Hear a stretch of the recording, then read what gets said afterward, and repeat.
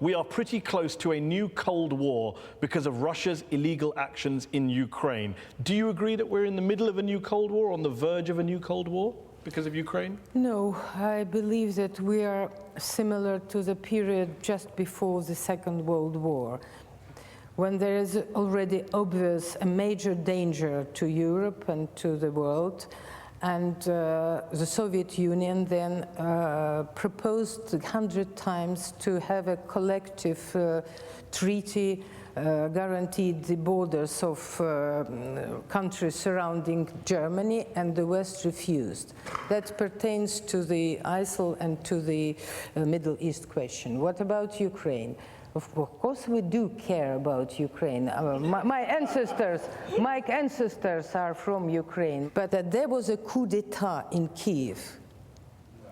The constitution was dismissed. Even the mandate of president went to the Speaker of Parliament, whether under constitution it should go to the Prime Minister. The Constitutional Court was dismissed. Let's assume there was a coup d'etat. There's a division of opinion on that, of course, whether it was a coup or not. Crimea was taken by the Russians, annexed in violation of international law. Most lawyers would argue. Crimea the UN General Assembly.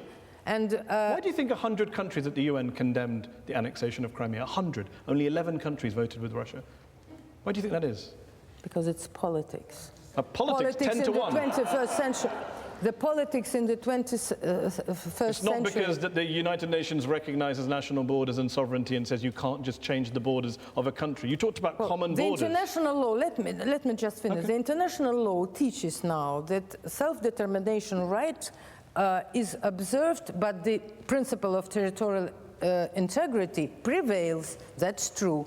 Only, but in a case when self-determination rights are combined with so-called, it's in the textbooks of international law, when the people maintain historical, linguistic, cultural, and other types of so on that basis, Crimea can be independent with the maternal state. So you support the idea that Crimea, on this your reading of international law, Crimea had the right to leave Ukraine and be part of Russia on the basis of self-determination?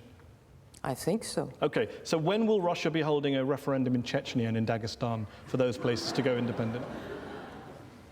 Let them do it. You're in support of that? You're happy for Chechnya to leave the Russian Federation and become independent or join another country? They don't Seriously? want it.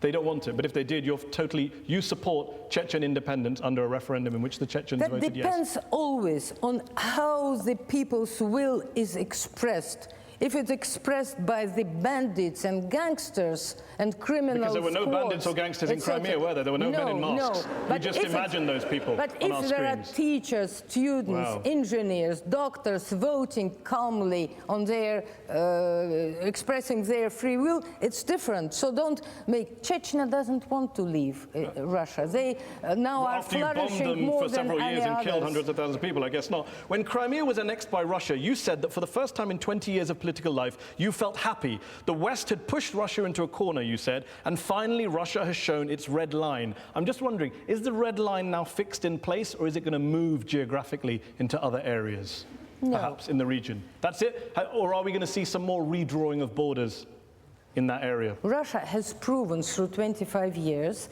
that it is ready and absolutely tolerating Ukraine's, floating this and that, under only one condition that was shown and obvious, that Ukraine doesn't enter NATO. Ukraine didn't enter NATO. Even in September, before the Maidan started, Russia has no idea of what then happened, etc., and had no plans. Ukraine did not enter NATO. It's the West who refused, who wanted to create from Ukraine a battlefield between East and West, and it's Americans. You don't want Ukraine to join NATO. In cooperation with Ukraine is still a superpower, but without Ukraine, Ukraine as enemy is no more superpower. Can I give some friendly advice to the Russian government via you? If you don't want your neighbor to join a military alliance, best not to invade and occupy part of that country, because the first thing they want to do is join a military alliance. Very good. Why are you so on the side of NATO? On the I'm American on the side of NATO. Yes, of course. Maybe you should watch the show I did with the former head of NATO, where I put all these arguments to him. In eastern Ukraine, are there Russian forces in eastern Ukraine? Not Russian forces. Separate Russians, yes, but not Russian forces. So it's a different legally at all. So when a Russian... So do you mean there are, you know, squads on parts of the army with tanks that's crossing? exactly what I'm asking. No. Okay, so no. when a Russian Special Forces soldier, Dmitry Shapnikov, tells the BBC that he and his fellow troops were in Ukraine, when captured soldier in Ukraine, Alexander Anatolovich, identifies himself as a Russian serviceman in the Russian armed forces, what were they doing there? Sightseeing? Taking a tour? It is denied. It is denied by officials. Do you agree with them?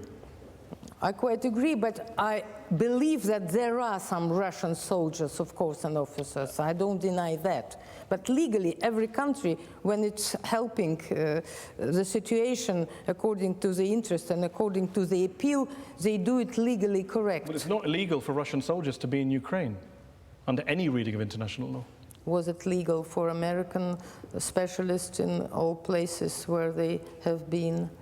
Was it legal for Americans to be in Iraq? No. Okay, Good. back to the question. Was it illegal? Is it legal for Russian forces to be in Ukraine? There are no forces.